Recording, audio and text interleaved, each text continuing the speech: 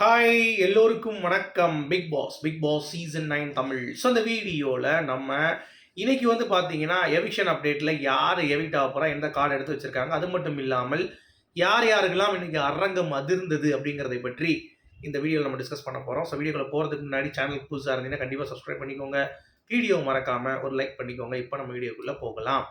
So நான் ஏற்கனவே சொன்ன மாதிரி ஃபர்ஸ்ட் வந்து பார்த்தீங்கன்னா அரோரா வந்து பயங்கர ரூமர் வந்து போய் கொண்டு இருந்துச்சு. ஆனால் இப்போ நமக்கு கிடைத்த தகவலின்படி ரொம்ப லீஸ்ட் ஓட்டில் வந்து இருக்கிறது கனித்திரு அப்படிங்கிறது தான் அப்டேட்டு. முதல் கார்டை பிக் பாஸ் டீம்லேருந்து எடுத்தாச்சு. So it's none other than Kanithiru. கனித்திருவில் அன்அஃபிஷியல் நீங்கள் பார்த்தீங்க அப்படின்னா ஓட்டிங் பொறுத்த வரைக்கும் 57,000 ஓட் இருக்குது. அதுக்கடுத்து அமித் இருக்காரு, சுபிக்ஷா இருக்காங்க, எஃப்ஜே இருக்காங்க, அப்புறம் தான் ஆதிரை. அப்புறம் எப்படி அமித் வந்து ஓட் கம்மியாக இருக்குது அன்அஃபிஷியல் அப்படின்னா, அன்அஃபிஷியலில் அது தூக்கி போடுங்க, அது நம்ம நம்ப முடியாது. பட் அஃபிஷியலில் கனிக்கு ஓட்டு வந்து கேஸ்ட் ஆகலை அப்படிங்கிறது தான் வந்து பாயிண்ட்டு. சரியா? ஸோ அந்த ரேஞ்சில் அவங்கள தூக்குனாங்கன்னா அவங்க ஃபேமிலி டாஸ்க்கு உள்ளே வந்து அந்த விஜயலட்சுமியோடைய அந்த இது பார்வதி கூட அந்த சண்டை போடுறது, இந்த மாதிரி நிறைய கண்டென்ட்ஸ் வந்து மிஸ் ஆகும். ஸோ அதனால் கண்டிப்பாக மறுபரிசீலனை செய்வாங்கன்னு நான் எதிர்பார்க்குறேன். ஏன்னா கனி இருப்பதற்கு அவங்க கார்டு எடுத்து வச்சாலும் மக்களின் ஓட்டுப்படி விஜய் சேதுபதி வந்து கண்டிப்பாக கார்டை மாற்றுறதுக்கான வாய்ப்பு இருக்குது.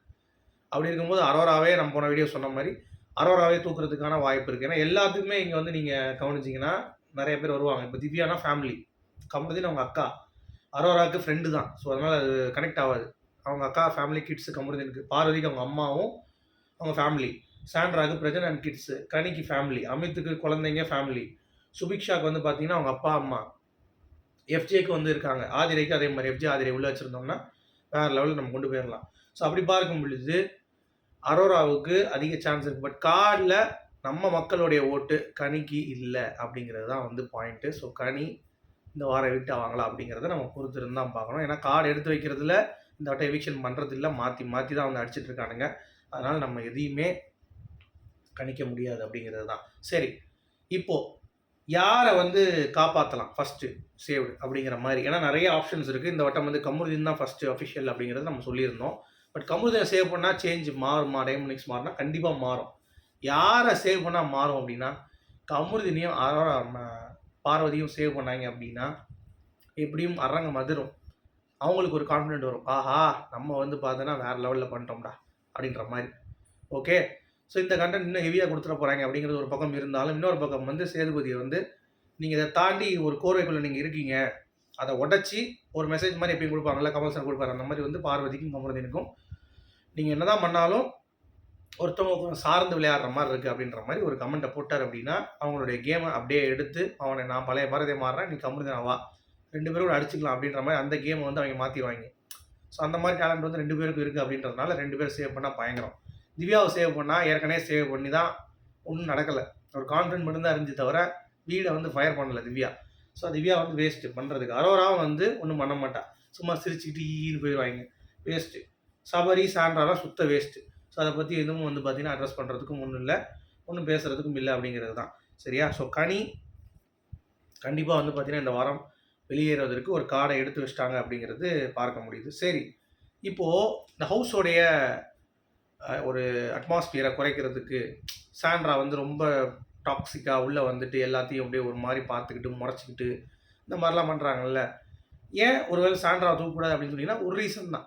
இந்த ஃப்ரீஸ் டாஸ்கில் சாண்ட்ராவுடைய பெர்ஃபார்மன்ஸ் இருக்குது, அதுவும் டிஃப்ரெண்ட்டாக கொடுப்பாங்க.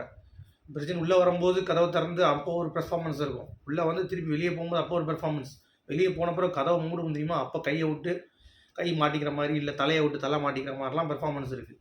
ஸோ அப்படிப்பட்ட சில வித்தைகள்லாம் வந்து இறக்கி எப்படி வந்து அவங்க விடுவாங்க யோசிச்சு பாருங்கள்.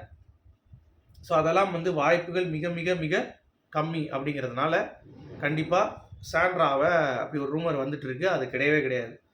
சரியா? ஒன்று அரோரா தூக்குவாங்க, எதுவுமே ஃபேமிலி ரிலேட்டட் இல்லைன்ட்டு, இல்லாட்டி கனி ஓட்டு மக்களின் ஓட்டு படி தான் கனி. இந்த 2 விஷயம்தான் நமக்கு வந்து தோணுது இருக்கும் அப்படின்னு சொல்லிட்டு. சரி, இப்போ யாருக்கு அப்ரிஷியேஷன் கிடைக்கும் இன்னைக்கு அப்படின்னு சொல்லி கேட்டிங்கன்னா கண்டிப்பாக விக்கல்ஸ் விக்ரமுக்கு இருக்குது, ரோஸ்ட்டும் இருக்குது, அப்ரிஷியேஷன் இருக்குது. ஏன்னா ரோஸ்ட்டில் வந்து பார்த்தீங்கன்னா விக்கல்ஸ் விக்ரம் அந்த சுபிக்ஷா அள வச்சது கூட விட்டுருங்க, அந்த ஆதிரியை தூக்கி கவுத்துனதெல்லாம் வந்து கேள்விகள் கேட்கப்படும், வச்சு செய்வாங்க அப்படிங்கிறது எந்த ஒரு மாற்று கருத்தும் இல்லை. அது மட்டும் இல்லாமல் பார்வதி கமருதீனுக்கு, கனிக்கு, அப்புறம் ஆதிரைக்கு எல்லாத்துக்கும் வந்து பார்த்திங்கன்னா அப்ரிஷியேஷன் இருக்கும். ஸோ அப்ரிஷியேஷன் இருக்கும்போது பார்வதியுடைய கிளாப்ஸு நோட் பண்ண வேண்டிய ஒரு விஷயம். கமருதீனுக்கு எப்படின்னு பார்க்கணும். திவ்யாவுக்கு ஓட்ஸ் இருக்கிறதா ஒரு பிம்பம் கிரியேட் பண்ணப்படுதுல்ல, அங்கே திவ்யா எந்திரிக்கும் போது கிளாப்ஸ் இருந்துச்சா அப்படிங்கிறத பார்க்கணும். ஸோ இதெல்லாம் ஏகப்பட்ட விஷயங்கள் இன்னைக்கு எபிசோட் மூலமாக நமக்கு வந்து தெரியும் அப்படிங்கிறது தான். பட் இதுதான் கிரைட்டீரியா, இந்த மாதிரி தான் வந்து ஒர்க் ஆக போகுது அப்படிங்கிறது தான் பாயிண்ட். அதை நீங்கள் புரிந்து கொள்ளுங்கள். ஸோ உங்களுடைய கருத்துக்கள் வரவேற்கப்படுகிறது. அடுத்த அப்டேட்டில் டபுள் எவிக்ஷன் மோஸ்ட் ப்ராப்ளம் இருக்காதுன்னு தான் தோணுது. அப்படி இருந்துச்சுன்னா நெக்ஸ்ட் வீடியோவில் நான் அப்டேட் பண்ணுறேன். ஓகேங்களா? ஸோ மீண்டும் சந்திப்போம். Thank you guys. Good bye.